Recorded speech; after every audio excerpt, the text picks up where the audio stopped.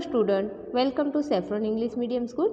आज हम पढ़ेंगे कक्षा 2 विषय हिंदी, उसमें पाठ 10 मदर टेरेसा। हमारा आज का पाठ क्या है? तो हमारा आज का पाठ है पाठ 10, जिसका शीर्षक है मदर टेरेसा। दीन दुखी और असहाय लोगों की सेवा करना सबसे बड़ी ईश्वर भक्ति है। क्या कहा गया है इसका पाठ में?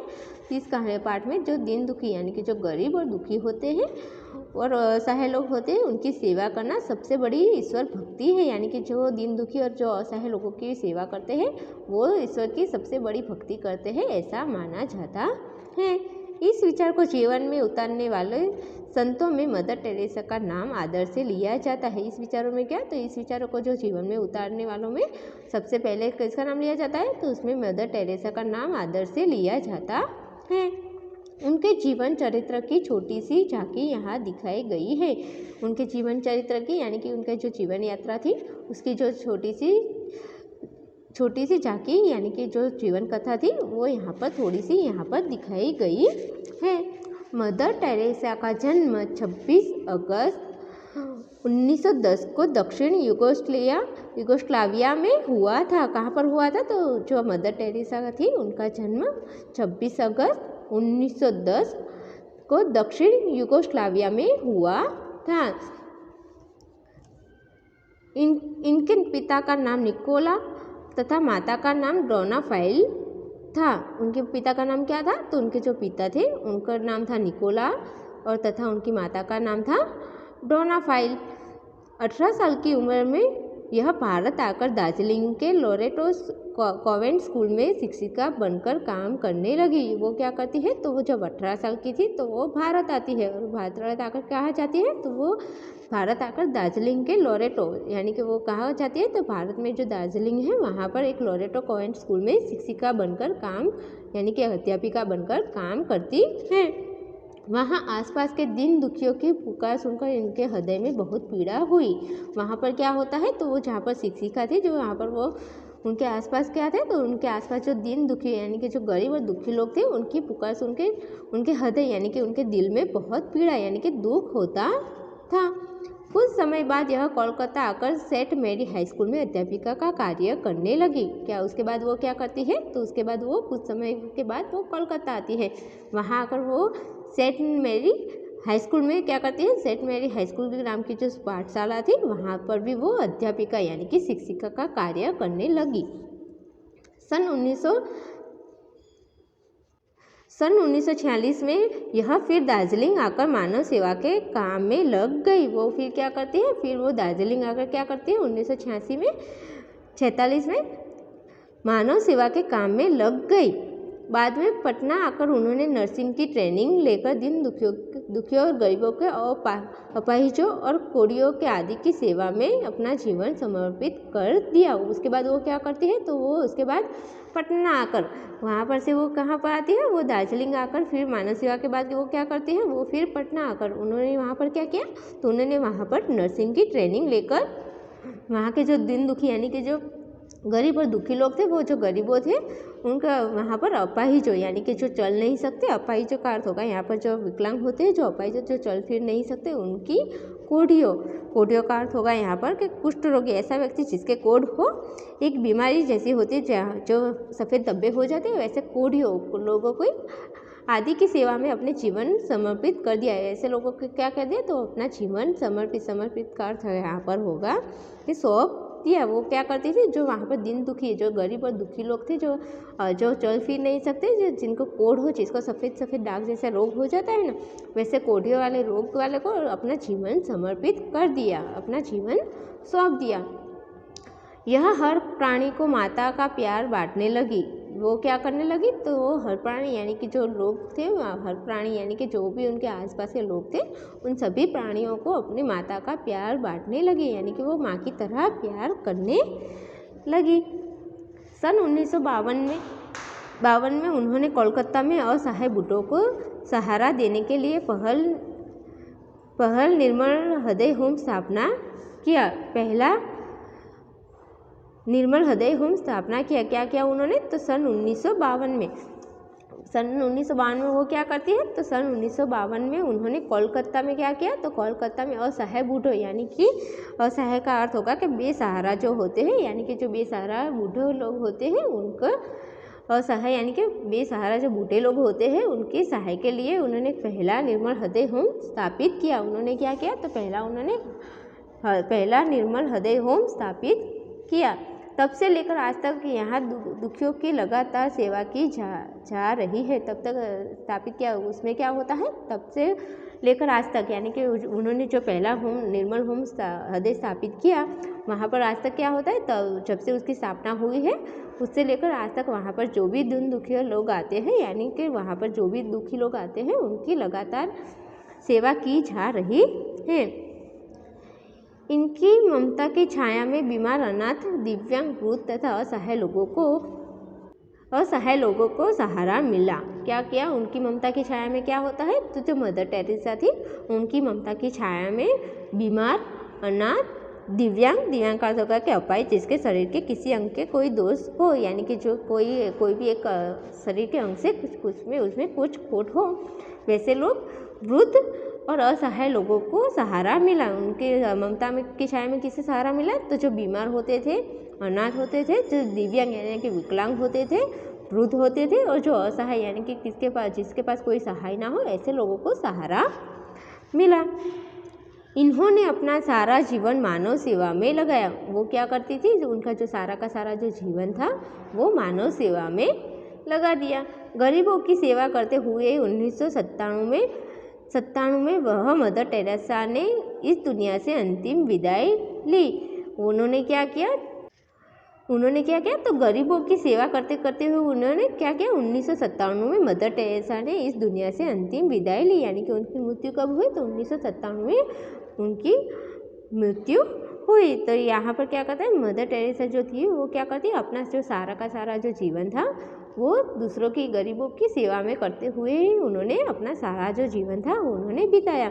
वो हमेशा दुखी और जो असहाय लोग होते थे उनकी हमेशा ही मदद करती और उनकी सेवा करती थी, और उनका जो सारा का सारा जो जीवन था वो उनकी सेवा में ही लगा दिया। मदर टेरेसा को मिले पुरस्कार। मदर टेरेसा को कौन कौन से पुरस्कार मिले थे, तो उनको शांति पुरस्कार, नोबेल पुरस्कार, पद्मश्री और भारत रत्न जैसे पुरस्कार भी मिले थे।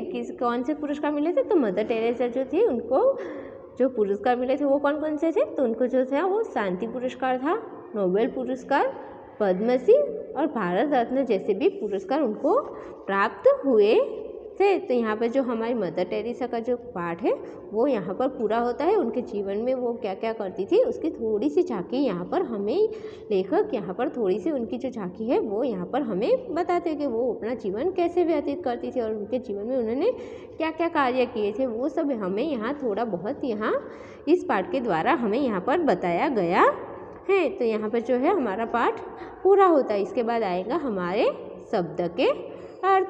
यहाँ पर हमें क्या करना है, तो हमें पाठ में कुछ ऐसे शब्द दिए गए हैं जिसके अर्थ क्या होते हैं वो हम यहाँ पर पढ़ेंगे।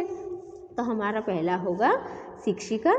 शिक्षिका का अर्थ क्या होगा, तो अध्यापिका, हृदय, मन, दिल, पीड़ा, कष्ट, दुख, अपाहिज, तो अपाहिज का अर्थ होगा विकलांग, कोढ़ी यानी कि कुष्ठ रोगी, ऐसा व्यक्ति जिसे कोढ़ हो, एक बीमारी गया हो, समर्पित यानी कि सौंपा गया, असहाय यानी कि बेसहारा, जिसका कोई ना हो उसे क्या कहेंगे हम, बेसहारा, दिव्यांग यानी कि अपाहिज, जिसके शरीर के किसी अंग में कोई दोष हो। दिव्यांग हम किसे कहेंगे, कि जिसके शरीर में किसी न किसी अंग की कोई खोट हो उसे हम अपाहिज कहेंगे।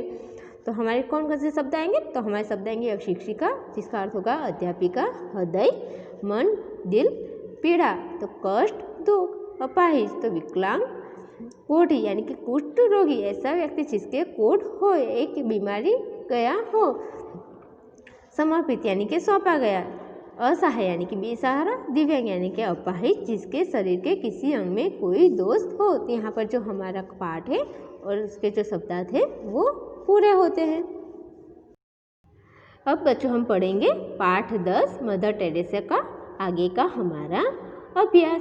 उसमें सबसे पहला क्या आएगा, तो उसमें सबसे पहला आएगा हमारा पाठ से। उसमें सबसे पहले है हमारा मौखिक। मौखिक में हमें क्या करना है, तो मौखिक में हमें कुछ प्रश्न पूछे गए जिसके उत्तर हमें यहाँ पर देने हैं। तो पहला हमारा क्या आएगा कि मदर टेरेसा किस उम्र में भारत आई थी। पहला प्रश्न हमें क्या पूछा गया है कि मदर टेरेसा जो थी वो भारत किस उम्र में आई थी। तो उसका उत्तर आएगा कि मदर टेरेसा 18 साल की उम्र में भारत आई थी। क्या आएगा उत्तर, तो कि जो मदर टेरेसा थी वो 18 साल की उम्र में भारत आई थी। 2, सबसे पहले निर्मल हृदय होम की स्थापना कहाँ हुई। तो यहाँ पर क्या आएगा, तो उसका उत्तर आएगा सबसे पहले निर्मल हृदय होम की स्थापना सन 1952 में कोलकाता में हुई। कहाँ पर हुई थी, तो सबसे पहले जो निर्मल हृदय होम की स्थापना थी वो सन 1952 में कोलकाता में हुई थी। उसके बाद आएगा हमारा लिखित। यहाँ पर हमें क्या करना है बच्चों, तो यहाँ पर पहला प्रश्न एक है हमारा, प्रश्नों के उत्तर लिखिए। यहाँ पर भी हमें क्या करना है, जो प्रश्न पूछे गए हैं उसके उत्तर हमें यहाँ पर देना है। तो मदर टेरेसा का जन्म कहाँ हुआ था। पहला प्रश्न हमें क्या पूछा गया है कि मदर टेरेसा जो थी उनका जन्म कहाँ हुआ था। तो इसका उत्तर आएगा कि मदर टेरेसा का जन्म 26 अगस्त 1910 को दक्षिण यूगोस्लाविया में हुआ था। कहाँ पर हुआ था, तो मदर टेरेसा का जन्म था वो 26 अगस्त 1910 को दक्षिण यूगोस्लाविया में हुआ था। उन्होंने अपना जीवन किसकी सेवा में बिताया। तो उन्होंने अपना जीवन किसकी सेवा में बिताया था, तो उसका उत्तर आएगा कि उन्होंने अपना जीवन मानव सेवा में बिताया था। कि कहाँ पर बिताया था, तो उसका उत्तर आएगा कि उन्होंने अपना जो सारा जीवन था वो मानव सेवा में बिताया था। 3, उनकी ममता की छाया में किनको सहारा मिला। तो उसका उत्तर आएगा कि उनकी ममता की छाया में बीमार, अनाथ, दिव्यांग, वृद्ध और असहाय लोगों को सहारा मिला। उनको किस चीज़ को सहारा मिला, तो जो बीमार थे, अनाथ थे, दिव्यांग थे, वृद्ध थे और जो असहाय लोग थे उनको सहारा मिला। मदर टेरेसा ने भारत आकर सबसे पहले क्या काम शुरू किया। तो मदर टेरेसा ने भारत आकर सबसे पहले दार्जिलिंग के लोरेटो कॉन्वेंट स्कूल में शिक्षिका बनकर काम करने लगी। क्या काम करने लगती है, वो सबसे पहले आकर भारत में क्या करती है, तो मदर टेरेसा ने सबसे पहले भारत में आकर सबसे पहले दार्जिलिंग के लोरेटो कॉन्वेंट स्कूल में शिक्षिका बनकर काम करने लगी। अब उसके बाद आएगा हमारा प्रश्न नंबर 2। इन वाक्यों पर सही या गलत का निशान लगाइए। यहाँ पर हमें क्या करना है बच्चों, तो यहाँ पर जो हमें वाक्य दिए गए हैं वो आपको जो सही लगता है उस पर सही का निशान और जो गलत है उस पर गलत का निशान लगाना है। तो पहला है हमारा, मदर टेरेसा के पिता का नाम डोनोफाइल था। क्या नाम था, तो जो मदर टेरेसा का पिता का नाम क्या था, तो वो डोनोफाइल था। तो ये वाक्य हमारा गलत होगा क्योंकि डोनोफाइल उनकी माता का नाम था। तो यहाँ पर जो पहला वाक्य है वो हमारा गलत का निशान आएगा। ये दार्जिलिंग आकर मानव सेवा के काम में लग गई। वो क्या करते हैं, तो वो दार्जिलिंग आकर मानव सेवा के काम में लग गई। तो ये हमारा सही होगा। यहाँ पर आएगा हमारा सही का निशान, ये हमारा सही होगा। इनको नोबेल पुरस्कार से सम्मानित किया गया। उनको क्या किया गया, तो उन्हें नोबेल पुरस्कार से सम्मानित किया गया। ये भी हमारा सही आएगा। इन्होंने पवित्र हृदय मंदिर की स्थापना की। उन्होंने क्या किया, तो इन्होंने जो पवित्र हृदय मंदिर की स्थापना की, ये हमारा गलत आएगा क्योंकि उन्होंने निर्मल हृदय होम की स्थापना की थी। तो ये जो हमारे जो शब्द, ये जो सारे के सारे जो शब्द वाक्य है वो कौन से सही है कौन से गलत है वो हमें यहाँ पर बताने होंगे। अब उसके बाद आएगा हमारा व्याकरण से। व्याकरण में हमें क्या करना है, तो उसमें सबसे पहला प्रश्न है हमारा श्रुत लेख के लिए शब्द, यानी कि सुंदर लेखन के लिए हमें यहाँ पर कुछ शब्द दिए गए हैं जिसे हमें ये लिखना और पढ़ना दोनों है। तो उसमें हमारे कौन कौन से शब्द आएंगे, तो उसमें आएगा जन्म, उम्र, हृदय, हाई स्कूल, समर्पित, प्राणी, निर्मल, दिव्यांग, स्थापित, पुरस्कार। ये जो सारे शब्द हैं वो हमें सुंदर लेखन के लिए लिखने भी है और पढ़ने भी है। उसके बाद आएगा हमारा प्रश्न नंबर 2। र वाले शब्द अनेक तरह से लिखे जाते हैं, जैसे कि कर्म, कम, ट्रक। इन शब्दों को सही स्थान में लिखिए। यहाँ पर हमें क्या करना है, तो हमें यहाँ पर कुछ शब्द दिए गए हैं, जैसे कि पहला है हमारा प्राणी, दार्जिलिंग, ड्राइवर, निर्मल, चक्र, टक। ये जो सारे के सारे जो शब्द हैं वो हमें उसकी मात्राओं के हिसाब से यहाँ पर लिखने हैं। तो इस मात्रा में हमारा कौन से शब्द आएंगे? तो उसमें आएंगे हमारे दार्जिलिंग, निर्मल। प्राण में आएंगे हमारे प्राणी, चक्र। और इस मात्रा में आएंगे हमारे ड्राइवर, ट्रैक्टर। तो ये हमें जो उसकी मात्रा को लगाकर, ड्रॉ की मात्रा को लगाकर कौन कौन से शब्द आते हैं वो हमें यहाँ पर लिखने हैं। तो दार्जिलिंग आएगा, निर्मल आएगा, यहाँ पर आएगा प्राणी, यहाँ पर आएगा चक्र, यहाँ पर आएगा ड्राइवर, ट्रैक्टर। अब इसके बाद आएगा हमारा प्रश्न नंबर 3।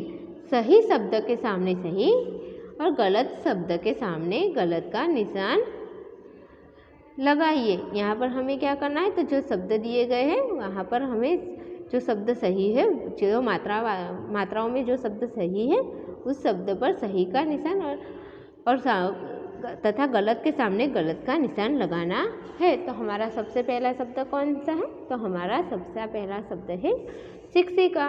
तो शिक्षिका हमारा इस तरह से नहीं आएगा, तो ये हमारा गलत होगा। ये वाला शिक्षिका हमारा सही होगा, शिक्षिका ये गलत होगा। 18, तो 18 में कौन सा आएगा? तो 18 ये हमारा गलत होगा। 18, तो ये भी हमारा गलत होगा। 18 ये हमारा सही होगा।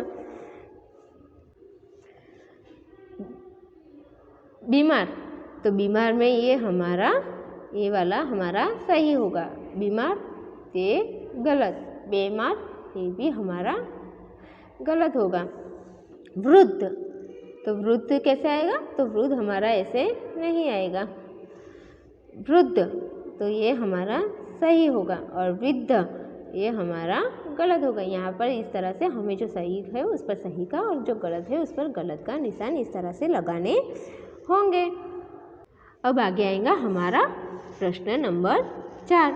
दिए गए शब्दों को पढ़िए और उचित स्थान में मिलान कीजिए। और क्या करना है? तो हमें यहाँ पर जो शब्द दिए गए हैं उसे उचित मिलान करना है, यानी कि मिलाना है। तो हमारा इसमें सबसे पहला हमारा क्या आएगा? तो इसमें सबसे पहला है हमारा छोटी। तो छोटी क्या है? तो छोटी का होगा झांकी। दुखी तो उसका होगा लोभ। निर्मल तो निर्मल का होगा हृदय। सारा तो सारा का होगा जीवन। और बहुत तो बहुत का होगा पीड़ा। तो हमें यहाँ पर क्या करना है? तो जो क में जो शब्द दिए गए हैं उसे ख के शब्दों के साथ मिलान कराना है। तो छोटी सी होगा, तो छोटी सी में आएगा झांकी। दुखी का आएगा लोभ। निर्मल का आएगा हृदय। सारा का आएगा जीवन और बहुत का आएगा पीड़ा। इस तरह से हमें उनका मिलान करवाना होगा। अब इसमें के बाद आएगा चित्र देखकर काम वाले शब्द लिखिए। यहाँ पर हमें क्या करना है बच्चों? तो हमें यहाँ पर जो चित्र दिए गए हैं वो क्या काम कर रहे हैं, यानी कि उसका कार्य क्या है वो हमें यहाँ पर लिखना है। तो यहाँ पर पहला चित्र हमें किसका दिया गया है? तो यहाँ पर हमें पहला चित्र क्या है? तो एक चिड़िया है। वो क्या कर रही है? वो अपने पंख फैलाकर उड़ रही है। तो यहाँ पर कार्य क्या आएगा? तो उसका काम आएगा कि उड़ना। उसके बाद का चित्र है हमारा एक लड़के का। वो क्या कर रहा है? वो आपको कैसे चित्र में क्या दिखाई दे रहा है? तो चित्र में आपको ये लड़का दौड़ते हुए दिखाई दे रहा है ना।